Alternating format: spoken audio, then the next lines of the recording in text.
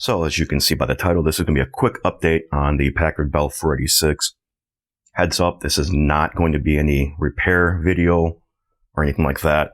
I'm just going to show you some of the progress I made, and you'll see exactly why there isn't going to probably be any work on it today, at least. So, but just as a heads up, since the last video, I had it soaking in IPA for, I don't know, maybe about 12 hours or so, and every so often I'd go down and scrub it with a toothbrush and shake it up a little bit so that I try to clean up some more of the corrosion.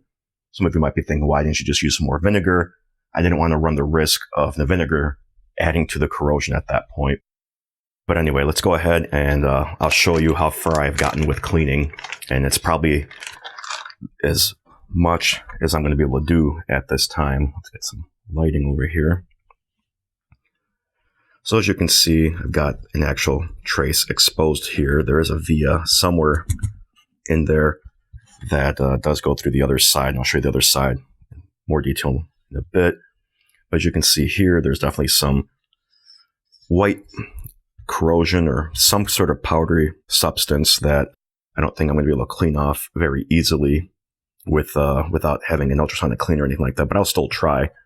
But as you can see, there's definitely an improvement in the overall ugliness of the corrosion. There's almost none of the green stuff left, which I'm kind of happy about because that means it might be more salvageable than I thought. So let's see if we can't, without any glare.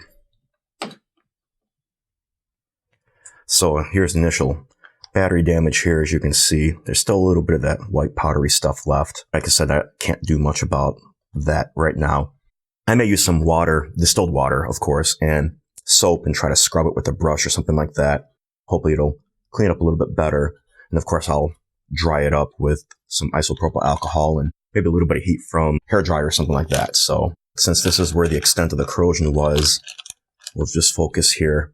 My biggest concern is going to be these little components, these little resistors and capacitors. I don't know how visible it is. Let me see if I can adjust this chip here. Still not sure what it does. The pads underneath are pretty much gone, unfortunately. Chip's still attached, though, on one side, so that's kind of a good sign there. But this entire side here is pretty much done. So these, pretty sure the legs are intact on that chip, though. But these traces will have to be rebuilt probably from scratch. Won't be easy at all.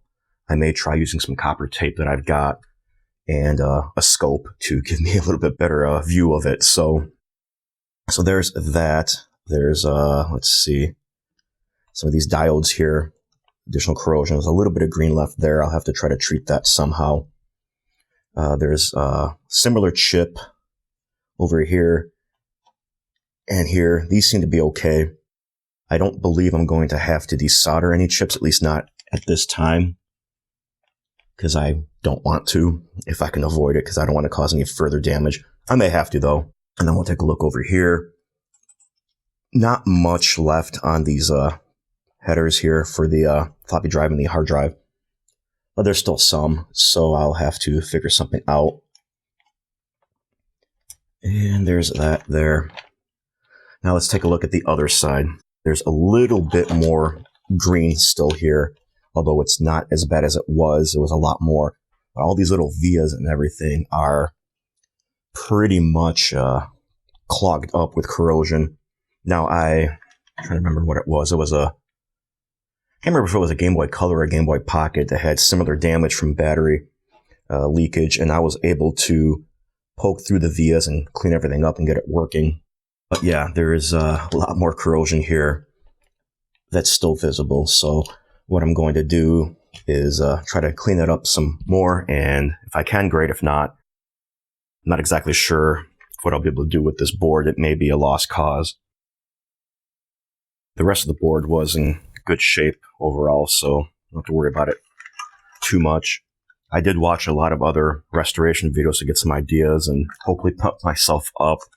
I did go out and pick up this Dremel engraving kit because what I want to use these for is kind of like a small grinder to just go over these traces, try to remove some of the solder mask and all of that, and the silk screening it's on there to get at the copper traces themselves to bodge anything that I need to bodge. A little more difficult on this side since all the components are there. Like I said, I want to try to avoid removing them if possible, but I might have to. We'll see. And I'm going to set the Dremel to a lower speed, of course, because I don't want to cut through the board or anything like that. I do have a fiberglass pen, but the amount that I would have to use it for, I don't want to get little fiberglass particles in my fingers or breathe them in or anything like that. So that's why I'll be using that. So there's my update. I know it's not anything that you guys probably were hoping for. You're probably hoping for some good news or maybe even a continuation of the repair. But I just don't have the time right now or the resources completely yet. And I have some other projects that I want to work on first. So, but I didn't want to leave you guys hanging. I know a few of you asked to keep you updated. So there's that. If you guys still have any tips or tricks or anything like that, suggestions, go ahead and leave them down in the comments below. I have been trying to see if I can find a replacement board. Maybe that someone had clipped the battery ahead of time. Have not had any luck, unfortunately. In fact, any LPX board that I do find out there seems to be pretty expensive, and I don't want to take the chance that it also has damage. So that's it for this quick update, guys. As usual, thanks for watching, and I'll catch y'all later.